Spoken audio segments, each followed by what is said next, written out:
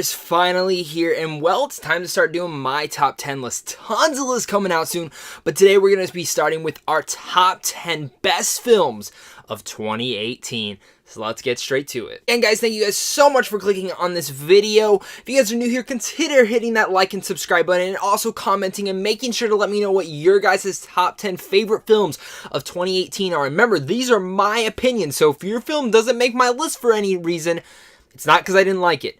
If you heard a good review from me earlier this year about it, I probably wanted to put it in here, but there were so many good films. And I know we say this every year, but this list was definitively hard. I had to really dive in and say, okay, what films did I rewatch? What films did I want to go and rewatch? What films really just struck with me and stuck with me the whole entire year?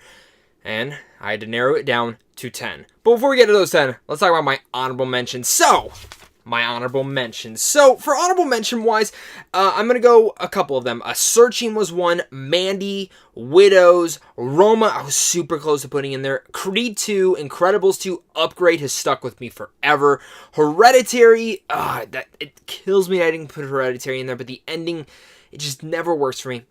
If Beale Street Could Talk is a film that has won my heart over, if you need to go see it, it's in theaters everywhere now. Bohemian Rhapsody, The Favorite, yeah, I know. I said it was one of my favorite films, but I only saw it once, so I can't really bump it in there. I need to see it again.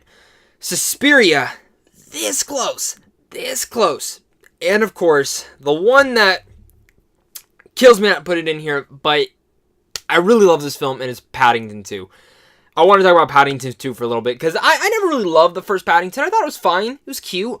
Paddington 2 really just changed the dynamic of how well done this franchise is, and Paddington 2 was excellent. I wish I could have. It pretty much ties for number 10, but my real number 10 is Hate U Give is a film that I had no interest in seeing at all this year, but when I ended up seeing it for the first time, I just fell in love with every single aspect of this film. And I've seen it 3 times, and every single time it's still just a powerful punch in the gut of a type of movie with these powerful performances from not just Amalda Starberg, but mostly her father, Russell Hornsby, who we always see playing in these other roles, in these small centric roles.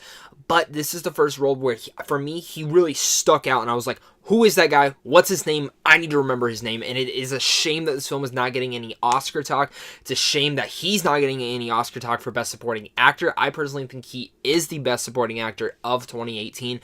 And The Hate U Give in general is just, again, it's a film that's based off a YA novel that we know how YA novel turns. They usually just turn in cliche and cheesy and don't work, but this one was powerful. You could feel the passion behind the scenes. You could feel it all.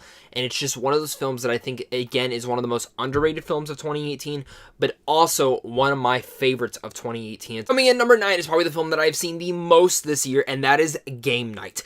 Game Night is easily the best comedy I've seen in the last couple of years, even over Girls Trip, which I thought Girls Trip was a blast. Game Night is one of those films that I've probably watched it, within the last couple of weeks, I probably watched it 5 times.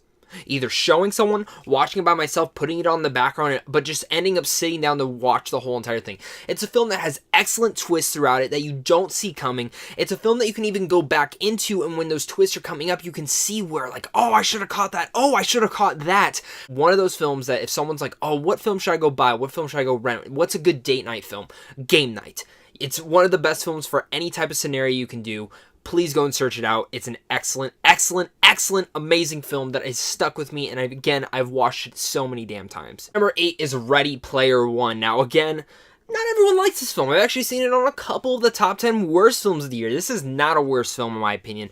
For me, this is one of the first films in a while where it brings back that Spielberg magic of the original films that he made when I was younger. You know, like bringing back Indiana Jones vibes to me, like that kind of magic when I was watching Spielberg movies for the first time when I was younger. And Ready Player One, again, brought back those memories. Again, this is a lot of nostalgic trip, and maybe that's why I like it so much. But again, this is a film that I saw at a press screen. I went and saw it opening night, And constantly I've seen this film multiple times throughout this year, and it's an energetic blast where, yeah, the characters aren't fully fleshed out. Yes, the novel is better, but it's definitely a world that I love being engrossed in and wanting to go back into. I want a sequel right away with Spielberg directing. I want to get sucked back into this world with these characters, learn more about them, and just everything going on. The fact that they even have a shining sequence in here is one of the reasons that this film gets a +1 from me and automatically gets thrown in. Also, one of the best racing sequences ever created is in here, and some of the visual effects in here just still are jaw-dropping to me. Coming in number 7 is Mission Impossible Fallout. Now, Mission Impossible Fallout is a film that, again, Mission Impossible Fallout. This is the best Mission Impossible film. It has the best score out of all the Mission Impossible films. For me, it has the second best villain in any of the Mission Impossible films. I'm not going to say the villain. I'm not going to get into that stuff. And I'm not really going to get into the story because I don't want to give spoilers away. But again, Mission Impossible is, again, also one of the best action films since Mad Max Fury Road, which is in my top 20 of all time. I love Mad Max Fury Road. The action sequences are taken up a notch. The performances are taking up a notch. This film just feels like at all angles there are stakes to be had. And that's some of the reasons why I love Mission Impossible Fallout so much. Tom Cruise gives his best performance as Ethan Hunt. I mean, probably just in his career. They really went for it in this one. Christopher McQuarrie nailed it. I'm just blown away by how good Mission Impossible Fallout is. It's a film that it's so far into the franchise that at this time there's kind of starts to lose steam, but in fact, it's just gaining steam. It never feels like it's jumping the shark like a Fast and Furious film. It feels all believable. All the stunts are so realistic. And really, when you look at this film, some of the best moments of the year have happened. Henry Cavill shotgunning, cocking his fist to get ready to punch someone in the bathroom. The Halo jump scene, the helicopter flight scene. It's all adrenaline filled, and it's one of those films that if you did not see in theaters this year, you missed out, my sir. Coming in number 6 is going to be Annihilation. Now, this is a movie that I saw 3 times opening weekend. Once at a press screening, the rest that weekend, and then once on Monday to prepare for a spoiler review for this film. And I've continuously watched this film. I've seen this film about 7 times this year after buying it on Blu-ray, and it's a film that I gravitate and always drastically go to. Not just for that creepy bear scene, which is one of the best scenes in all of 2018. Maybe it made my list, maybe it didn't, but it's a film that every single inch of this film makes me compelled to analyze it and look into it. It's one of the films that really just... I love Ex Machina. I still like Ex Machina more, but I think down the road Annihilation might actually kick Ex Machina out of the spot it is and bump it down, because I think Annihilation is an excellent film. It's a trip of itself. And it's one of those unique trips that I do have to recommend if you did not see Annihilation. I know this film wasn't for everyone. I know a lot of people were disappointed in it, but you have to at least give it another try. I think some people were expecting something different.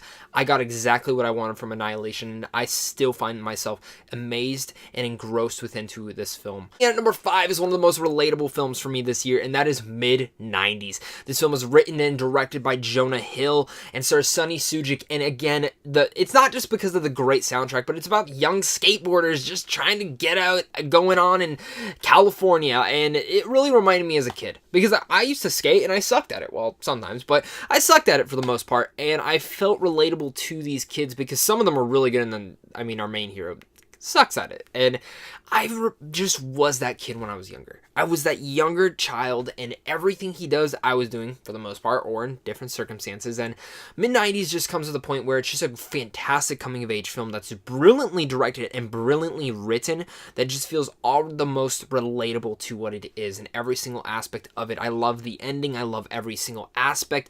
I love the score. I love the soundtrack. It's one of those films that, again, it comes to the point where it's so high on my list because of the relatability and how much that I could relate to this film and reminded me of my childhood. Mid-90s struck a damn good chord with me, and Jonah Hill automatically deserves to be at my number 5. Thank you, Jonah, for directing and writing this film. Coming in at number 4, it's A Star Is Born. I love this movie. It's the 4th remake of these. Maybe I'm wrong, maybe the 3rd. I don't know. I've seen 2 of the other ones. This is definitively the best one for me. Bradley Cooper is phenomenal here, gives the best performance of his career. He directs his film brilliantly, as I can say. Great writing. Lady Gaga, I still think is one of the best performances of the year as well. It's just so damn good. The music I listen to every day in my car. What is there not to say about A Star Is Born? I think this film is one of the contenders for Best Picture due to a lot of reasons. The editing, the cinematography, the way it looks, the story, the emotional beats. It broke me down. It inspired me and just did so much for me.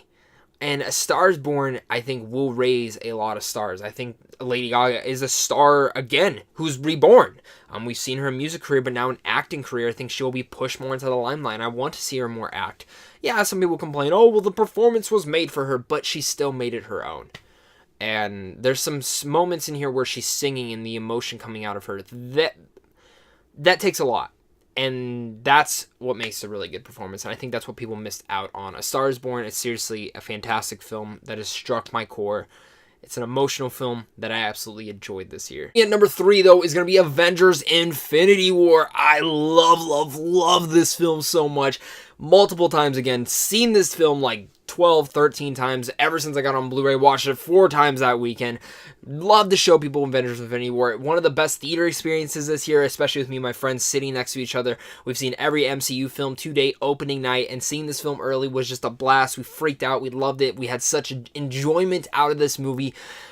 And Thanos is one of the best villains of 2018, if so, and he's just so damn badass. The way that he kicks a lot of ass, and some of the best action sequences. Again, I get it, this story isn't fully structured, but if you've followed all these films like me, if you're a geek culture like me, to the MCU, to the comic book films, Infinity War was everything I wanted it to be and more. It is essentially the Empire Strikes Back of the Marvel Cinematic Universe. Coming in number 2, though, is Green Book. It's a film that I heard lots of great things going into, and this film blew away all my expectations.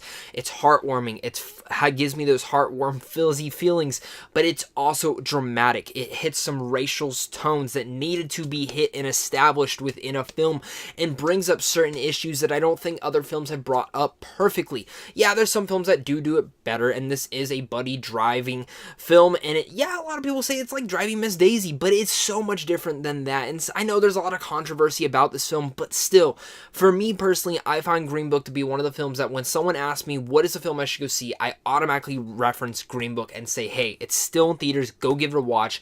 It's not going to be on DVD and Blu-ray for a while, but it's going to be talked about at the Oscars, and I still think Green Book does have a contention for Best Picture. It's funny, you'll laugh, you'll smile, you'll cry. Green Book brings all the emotions to you, and some people might say it's manipulative. Whatever. I love the Green Book. It's one of my favorite films of the year. Coming into my number 1 favorite film of this year, and what I think might be the best film of 2018, that is Spider-Man Into the Spider-Verse. A film that I remember announced. I had no interest in seeing this film. I was like, that's stupid. I don't need an animated Spider-Man film. Rolled my eyes. Heard some good things going in. I was like, okay, maybe it's going to be good. Maybe it's going to be good. Getting a little bit more hype. Went into the film, and boom, my expectations flew out the door, flew out the window, and just left the earth completely. I love Into the Spider-Verse. Seen it 3 times now. I want to see it 5 more times. I want to buy it on DVD, Blu-ray, 4K, whatever I can buy it on to watch it at home every single day for the rest of my life, because I think this is the best Spider-Man film. It's funny. It's heartwarming. It's energetic. The action is great. The characters are great. It's inspiring. It's just everything. The gimmicks in here work. Having all these spider people and establishing it into this world, it works. The humor works. The animation, unique. Amazing. Some of the best animation I've ever seen. Great villains, great direction, everything I wanted in this film and more. It is seriously the best film of 2018 for me. I'm a diehard Spider-Man fan. He is my favorite superhero, and I cannot express enough how giddy I was walking out of this film. I have not felt this giddy after a while when I still talk about Spider-Man. I hope people support it. Please support it. I love this film. I love Spider-Man and the Spider-Verse. I'm just going to stop talking about it. Stop watching this video now. Go, please check out the movie. It needs to be shown. It needs good word of mouth, and Spider-Man and the Spider-Verse is essentially one of the best films of this year for me. As that is my list. I'm curious to hear your guys' thoughts down below on yours. Let's talk about it down below. What did you guys agree with mine? What do you not? And remember, this is my opinions. These are my top 10 best films of 2018, but I want to hear your guys'. If you're new here, again, hit that like and subscribe button. Go check out Sandwich on Films also down below for early movie reviews. Check out some movie news and even some advanced movie screens that might be coming out that we will be giving away. Again, guys, thank you guys so much for watching this, and until next time, stay classy.